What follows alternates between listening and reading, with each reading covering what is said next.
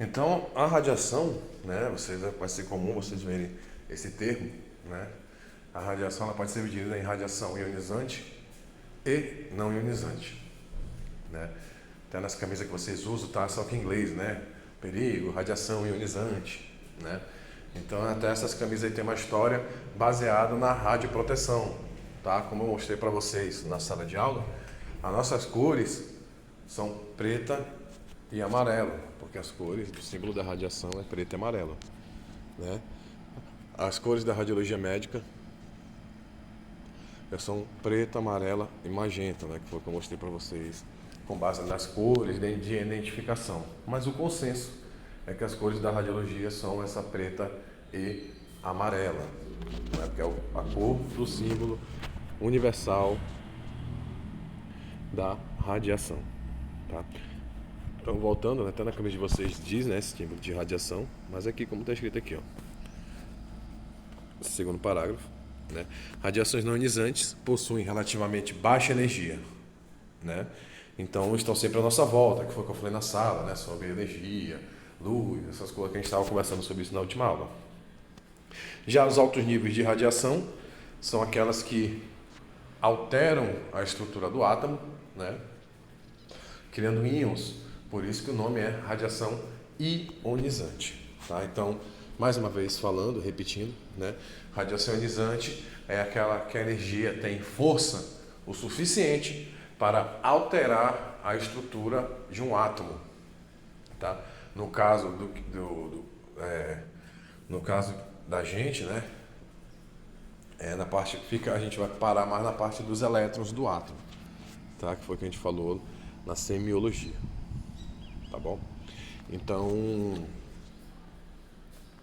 mais uma vez, radiação ionizante são aquelas energias que têm força o suficiente para alterar a estrutura dos átomos, né? Seja do nosso corpo, seja de alguma plataforma, seja de algum objeto, né? Então, alterou é ionizante, tá bom? Os efeitos biológicos das radiações, né? Então, como é que ocorre? Né? Como é que ocorre isso daí? Então, a primeira parte que a gente tem aqui, né, os átomos ionizados, que é que a gente está falando, eles geram alterações moleculares, tá? Não sei porque que não está passando aqui. Ah, tá. Agora foi. Então, eles vão gerar primeiro alteração molecular, que é esse primeiro ponto aqui, que é nas moléculas. Depois, eles vão dar danos em órgãos e tecidos e eles vão dar os efeitos biológicos, tá? Então, não sei se vocês já viram ou presenciaram, a gente fez um trabalho sobre o acidente de Goiânia, né? Pode ver que as pessoas que tiveram efeitos da radiação, no começo elas não demonstram nada, né? Então, assim, dependendo de quanto que ela foi irradiada, pode ser que seja na hora, pode ser que dure semanas, ou pode ser que demore anos, né? No caso do acidente de Goiânia, foi com semanas, né? Que foi um efeito, digamos, imediato, tá? Teve gente que teve efeito até praticamente com horas lá, né? Então as pessoas ficam com uma febrezinha, né? Como se fosse uma gripe, um vírus, né? E daqui a pouco começa a aparecer as borbulhas, né? As bolhas, né? A vermelhidão, né?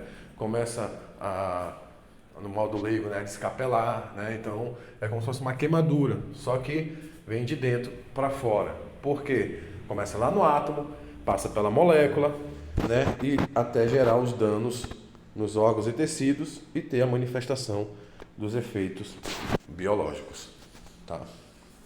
Então todo o efeito da radiação é feito desta maneira e desta forma. Então, quando os livros falam, né, que vai exercer efeito biológico, eu falo para vocês que eles podem exercer, é por causa deste conceito que a gente está falando aqui, ó, o mecanismo de ação, né? Você pode ver que tem a possibilidade, né, da radiação incidindo em uma célula, né? Então a gente falou da molécula, agora a gente já está na célula, né? A gente falou do átomo, né? Desculpa, agora a gente está falando na célula, né? Então, o que ocorre? Ela pode passar, a radiação pode passar daquele corpo sem interagir, pode atingir uma molécula, e aí nessa molécula pode não produzir dano ou pode produzir dano. Por isso que eu falo para vocês. Ah,